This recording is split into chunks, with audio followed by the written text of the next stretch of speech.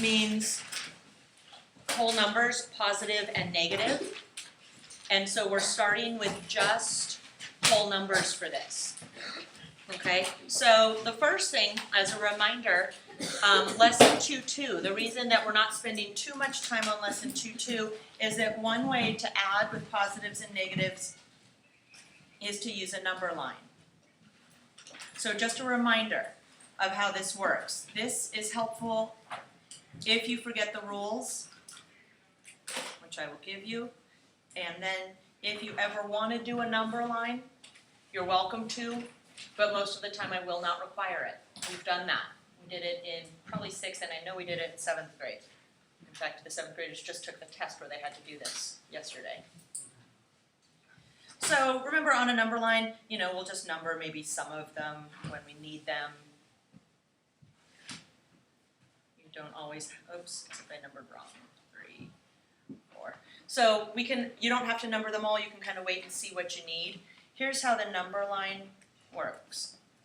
Let's say the problem was 3 plus -2. Now again, some of you, if you remember the rules for how to do this, you wouldn't need the number line, and we'll get to that in just a second. But here's how to use the number line if you are not sure about the rules. You start, I'm going to put some, let me scoot this over, and put some little steps over here. Start at 0.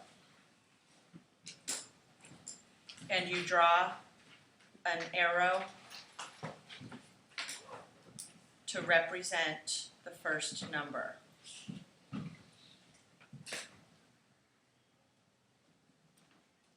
So we start at 0, we draw an arrow, and so the first number in this case is +3. So our arrow will go 3 units, and since this is positive, it goes in the positive direction to 3. Simple start. So this is using sometimes called an arrow diagram.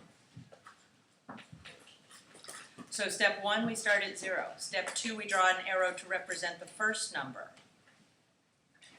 From the end of the arrow, so we'll start with where this arrow ended, and by the end I mean the point of the arrow, where our line ended. From the end of the arrow, draw a second arrow for the second number.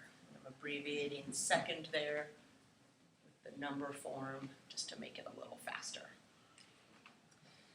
So from the end of the arrow, and in this example the arrow ended at 3, we would draw a second arrow for the second number. Now the second number in this problem is -2, which means that when we start our second arrow, and usually we just go above it, we will now go 2 units, and to represent -2, we go in the negative direction. So we would go 1, 2 in the negative direction. And the final thing is where the second arrow ends is the answer.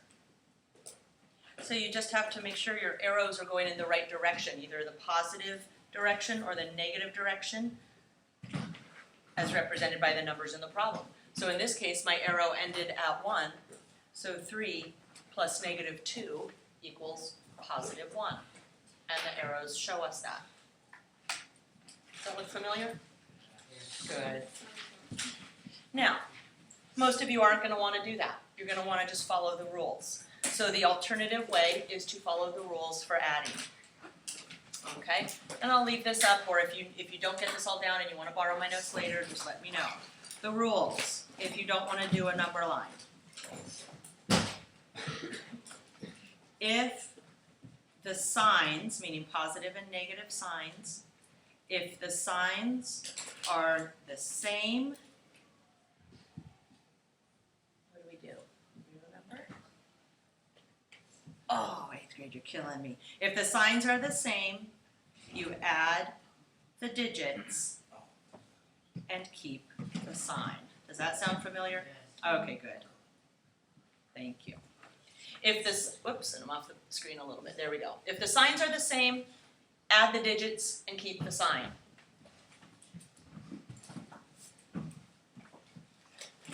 And again, I'll do some examples for each of these. Think about regular positive numbers though, right? 3 plus 5. The signs are the same, they're both positive. You add the digits, 8, and keep it positive. If they were both negative, same idea.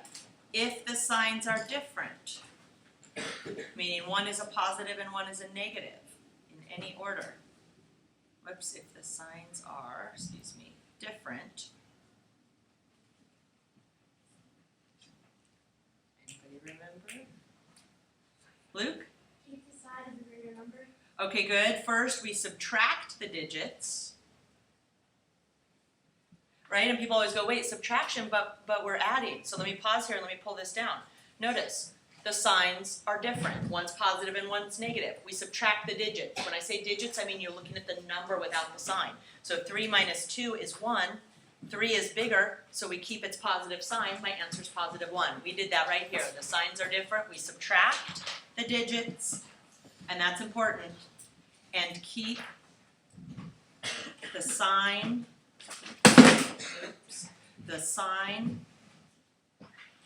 of the larger digit. And again, that means looking at just the number, whether it's positive or negative doesn't matter for this. Okay? You keep whatever number is bigger, that's the sign you keep. So those are the rules. Let's do a couple of them as practice. So let's say first I've got -3 plus -7. If the signs are the same, I add the digits and I keep the sign.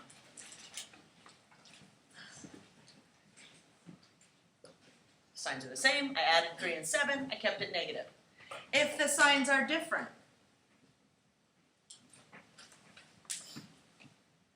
I subtract the digits. 7 minus 3 is 4. I keep the sign of the bigger digit. 7 is a bigger digit, it's negative, I keep its sign. Now, this is like 6th and 7th grade versions of this.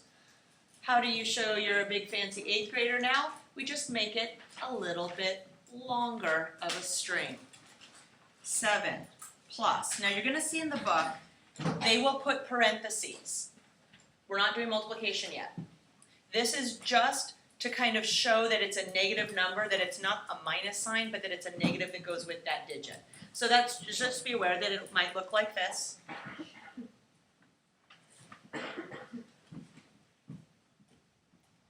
And so those parentheses are just kind of highlighting, hey, it's a negative number here. This negative is going with the number. Now, all we need to do, according to PEMDAS, if all we're doing is addition, we go left to right through the problem. So we're going to work our way left to right through this problem, following the rules for each step. Step 1, 7 plus -9. The signs are different. I subtract,